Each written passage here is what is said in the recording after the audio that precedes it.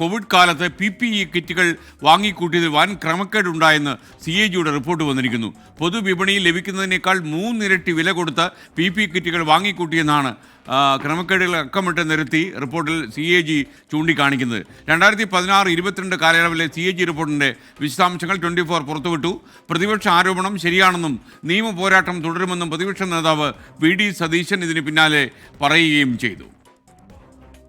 ഒരിടപാട് ഇങ്ങനെ: അനിത ടെക്സ്കോട്ട് എന്ന സ്ഥാപനം മാർച്ച് 28-ന് 550 രൂപയ്ക്ക് PPE കിറ്റ് നൽകാമെന്ന് വാഗ്ദാനം ചെയ്യുന്നു. ഇവരിൽ നിന്ന് 25,000 PPE കിറ്റ് വാങ്ങാൻ ആദ്യം ഓർഡർ നൽകി. എന്നാൽ അതിൽ 10,000 കിറ്റേ വാങ്ങിയുള്ളൂ. 2 ദിവസത്തിന് ശേഷം മാർച്ച് 30-ന് 1000 രൂപ കൂട്ടി 1,550 രൂപയ്ക്ക് 15,000 PPE കിറ്റ് മറ്റൊരു കമ്പനിയായ സാൻ ഫാർമയിൽ നിന്ന് വാങ്ങുകയും ചെയ്തു.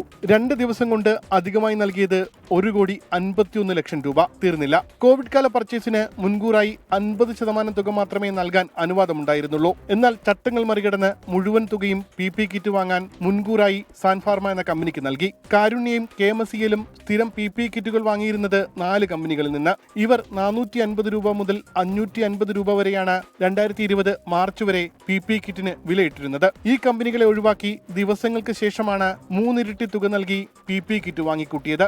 മാർച്ച് മാസത്തിന്റെ തുടക്കത്തിൽ 450 രൂപയ്ക്ക് വാങ്ങിയിരുന്ന PPE കിറ്റ് മാർച്ച് മാസം അവസാനം 1,550 രൂപയ്ക്കാണ് വാങ്ങിയത്. 5 കമ്പനികളിലായി ഇങ്ങനെ PPE കിറ്റ് വാങ്ങിക്കൂട്ടിയതിൽ 10,23 ലക്ഷം രൂപ അധിക ചിലവുണ്ടായി എന്നാണ് CAG കണ്ടെത്തൽ. പ്രതിപക്ഷ ആരോപണം ശരിവെച്ചെന്നും മുഖ്യമന്ത്രിയും അന്നത്തെ ആരോഗ്യമന്ത്രി KK ശൈലജയും മറുപടി പറയണമെന്നും പ്രതിപക്ഷ നേതാവ് VD സതീശൻ ആവശ്യപ്പെട്ടു. കോവിഡ് കാലത്തെ പർച്ചേസുകൾ മുഴുവൻ മുഖ്യമന്ത്രി കൂടി അറിഞ്ഞിട്ട് നടത്തിയതെന്നായിരുന്നു അന്നത്തെ ആരോഗ്യമന്ത്രി KK ശൈലജ പറഞ്ഞത്. അതുകൊണ്ട് തന്നെ CAG റിപ്പോർട്ടിൽ മുഖ്യമന്ത്രി കൂടി മറുപടി പറയേണ്ടി വരും. ഒപ്പം സാൻ ഫാർമ അടക്കമുള്ള കമ്പനികൾ എങ്ങനെയാണ് സർക്കാരുമായി ഇടപാടിനെത്തിയത് എന്നുള്ള കാര്യത്തിൽ വിശദമായ അന്വേഷണവും നടത്തേണ്ടി വരും. ഉമേഷ് ബാലകൃഷ്ണൻ, 24, തിരുവനന്തപുരം.